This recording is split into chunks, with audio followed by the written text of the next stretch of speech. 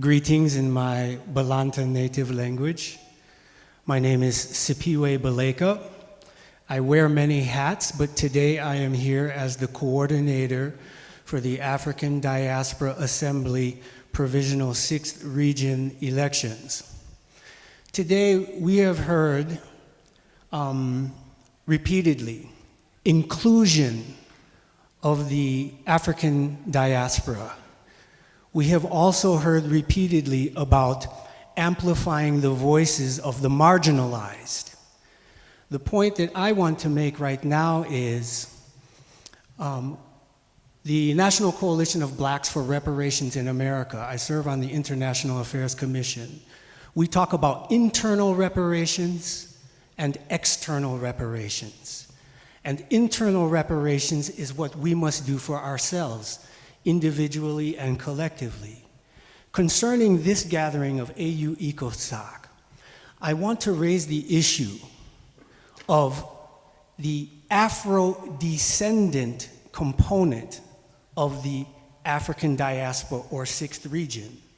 Those of us whose ancestors were trafficked as prisoners of war and enslaved in the Americas, we are marginalized within AU ECOSOCC.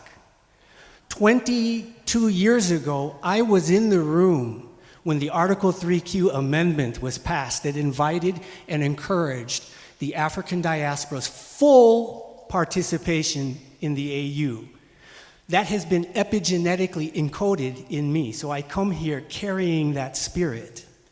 It has now been 21 years since the AU ECOSOCC statute, Article 5, Section 3, which we have our representative who I'd like to speak on this, that told and instructed the African diaspora to create your own election modalities and choose your 20 representatives.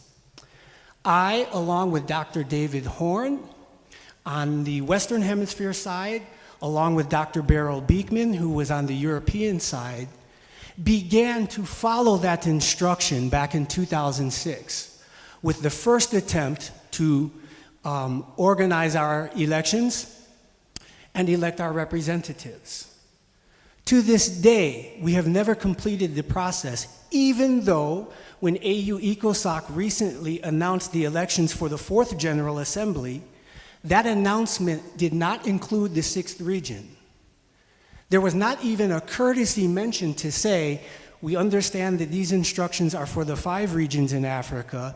Hold on a minute, 6th region. We're working on a legal framework to be approved. We'll get to you as soon as we can. There was no mention of it. So the African diaspora did exactly what the presiding officer, I believe it was this morning, talked about kicking down the door, where we followed that ECOSOCC statute, Article 5, Section 3, to do our part of it so that we could join AU ECOSOCC at the beginning of this year. Because it is our view that you cannot have a legitimate and credible conversation until the diaspora's 20 representatives are seated. This is what we want to come out of this. So I would just like to invite you, I just want to ask the question now. Can you, you say you helped write those statutes. Can you discuss a little bit about what was the intention? Even though you didn't have a legal framework back then, we still don't have it now. What was the intention? Thank you. I think your point is well taken, and I sincerely hope that there will be a process that sits down to really unpack this, to the level of depth that it requires. I had identified a hand there.